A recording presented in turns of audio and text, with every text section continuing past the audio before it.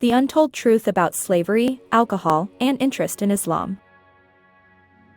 Slavery, alcohol, and interest, three controversial topics that are often misunderstood in the context of Islam. In this video, you'll discover the hidden truth about how Islam didn't accept slavery, but reformed it. You'll learn about the Eastern slave trade and how Islam gradually forbade alcohol and interest. This story is not what you think. We go beyond Western history and reveal the unknown role of the East. Get ready for an eye-opening look at these much-debated topics from an Islamic perspective. We all know the story of the transatlantic slave trade. The ships. The chains. The Africans. The European traders profiting from human suffering. But what if I told you there's another side of the story? What if I told you the East was also involved? Eastern powers who enslaved millions of people, in the shadows of history. Because slavery is not just a Western story. Then comes the big question. Did Prophet Muhammad accept slavery? What you might not know. Yes, slavery existed in his time. It was the norm. But here's the twist. The Prophet, peace be upon him, didn't embrace it. He literally reformed it. He said, "Your slaves are your brothers. Treat them as such." Sahih Bukhari. Instead of embracing slavery, Islam worked on its gradual abolition. Slaves were given the option to buy their freedom. This wasn't a revolution in one day, but a controlled and courageous reform. Alcohol follows the same pattern. At first, it was tolerated.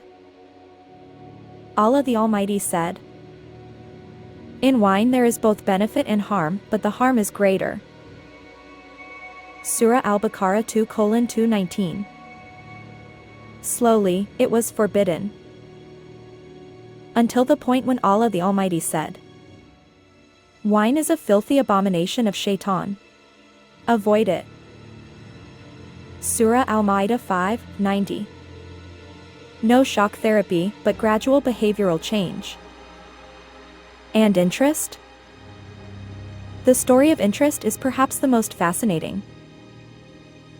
How was this economic monster defeated? Islam started with, "What you give in interest will not multiply with Allah, the Most High, the Almighty." Surah Ar-Rum 30:39. Then, Allah has permitted trade and forbidden interest. Surah Al-Baqarah 2:275. And eventually, the threat. If you do not give up interest, then Allah and His Messenger declare war upon you. Surah Al-Baqarah 2:278-279. Interest wasn't just prohibited. It became a battle against injustice. And then there's the untold history. The other side of the slave trade. Did you know that the East has blood on its hands too? The history of slavery goes beyond just the West. Here are the top 5 Eastern slave traders. Arab slave trade, 7th to 20th century. From the Middle East to East Africa, to India. More than millions of people traded. From soldiers to concubines, slavery was the norm. Ottoman Empire, 1299 to 1924. From Turkey to North Africa. It was a state-organized system of slavery. Janissaries, soldiers trained as slaves, were central to the empire. Mughal Empire, India, 16th to 19th century. From Central Asia to India. Slaves from Central Asia, Africa, and indigenous peoples. Slaves with power, some slaves reached even leadership positions, like Malik Amber. Persian empires, Sassanids, Safavids, Qajars. Iran and surrounding regions. Jinns and Circassians were enslaved. The system was brutal, especially for women in harems. Zanj Rebellion and Swahili Coast, 8th to 19th century. East Africa to the Middle East. Slaves from East Africa were shipped to Persia, India, Arabia.